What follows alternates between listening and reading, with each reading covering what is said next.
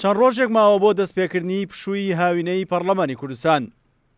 وادەی یاسایی پێکەنانی حکومەتیش ڕۆژ بە ڕۆژ لە کۆتایەکەی نزیک دەبێتەوە.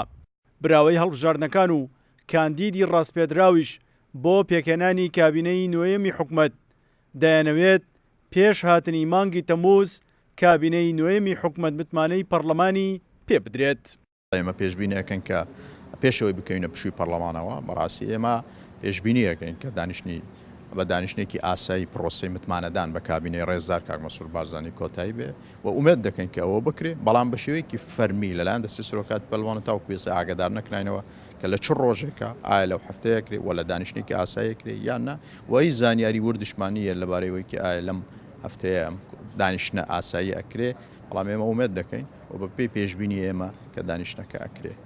ڕێکەوتنی لایەنەکان لەسەر دابشکردنی پۆستەکانی کابینەی نوێیەمی حکومەت کراوە، بەڵام ڕێکەوتنێک کە لە ناوان یەکێتی نیشتیمانی کوردستان و پارتی دیموکراتی کوردستان هەیە و دەبێت هاوتەریب لەگەڵ پێکەنانی کابینەی نوێیەم جێبەجێ بکرێت، ئەویش دانانی پارێزگارێکی کورد و یەکێتیە بۆ کەرکووک تا ئێستا بە تەواوەتی جێبەجێ نەکراوە.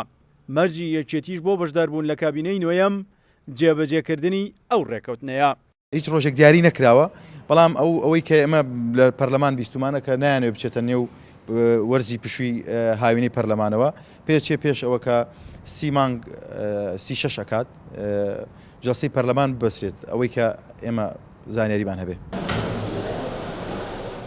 دوای نزیکەی 9 مانگ بەسەر بەڕێوەچوونی هەڵبژاردنەکاندا ڕۆژی 11 ئەم مانگە بە جۆرەی یاسای سەرۆکایەتی هەرێم کاندیدی لیستی براوی هەڵبژاردنەکان ڕاست پێردرا بۆ پێکهێنانی کابینەی نوێیەمی حکومەت. هەر بە جۆرەی یاساکە دەبێت تا 12 تەمووز کابینەی نوێیەم لە پەرلەمانی کوردستان متمانە وەربگرێت. سیروان حوسێن، کورسان نیوز، هەولێر.